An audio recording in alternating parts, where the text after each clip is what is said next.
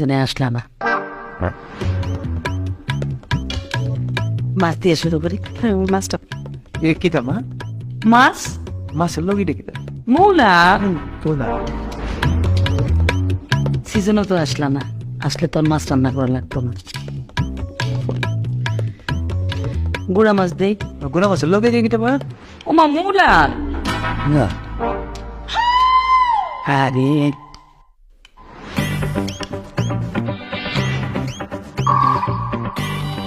একটু মাংস দে।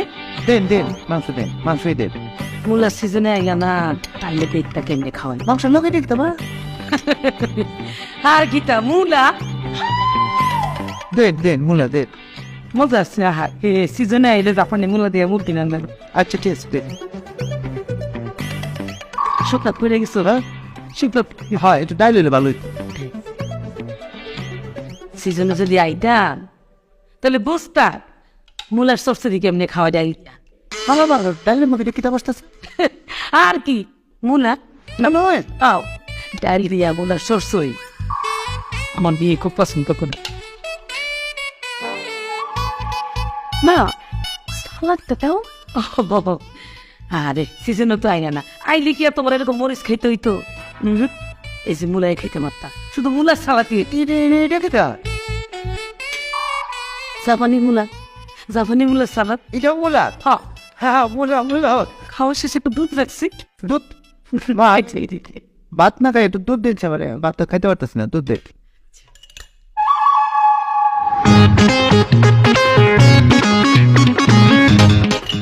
মা একটু খাঁটি দুধ। ও মা আর সিজনে আইলা না, এই দুধের মধ্যে এটা সাদা সাদা কি খাইলে খবর কি মূলা এটা মা সিজনে তো আইলা না। কি জন্য এনে কিনা করতে পারি এটা মুলার সিজন না এটা এনাতেই বলা হলো যে মাসাল্লাহ যে মুলা সেই জন্য এনে কিনতে পারবো সিজনে আইলে মূলা তো বিভিন্ন আইটেমের পাওয়া যেত, মানে জাপানি মূলা, চায়না মূলা, মানে মোটা মোটা মূলা। এই যে তোমার ভাত খাওয়া লাগতো না, ভাত আমার রান্নাই লাগতো না। মূলা দিয়ে পায়েস করতাম, মূলা দিয়ে খিচুড়ি করতাম, মূলা দিয়ে আমার হাতে পোলাও, মানে মূলা দিয়ে পোলাও যা মজা, খাইলে একদম মনে থাকবো। তারপরে যে মাংসটা, মাংস কিন্তু জাপানি মূলা দিয়ে গোল গোল করে টুকরা করে রান্না করি, খুব বেশি মজা। মানে মাংস আর দেওয়াই লাগতো, মূলা রান্নাই হইতো। এই যে এখন মনে করো রান্না করছি এক জাতের মূলা দিয়ে, মানে একটাই পাওয়া যায়। আর সিজনে হইলে বিভিন্ন আইটেমের মূলা পাওয়া যায়, তো চিকন, লম্বা, মোটা, জাপানি, চাইনিজ, তখন বিভিন্ন আইটেমের মূলা রাখতাম আর কি। মুলা খেতটা কোন জায়গা করছে রাস্তার ওই পার।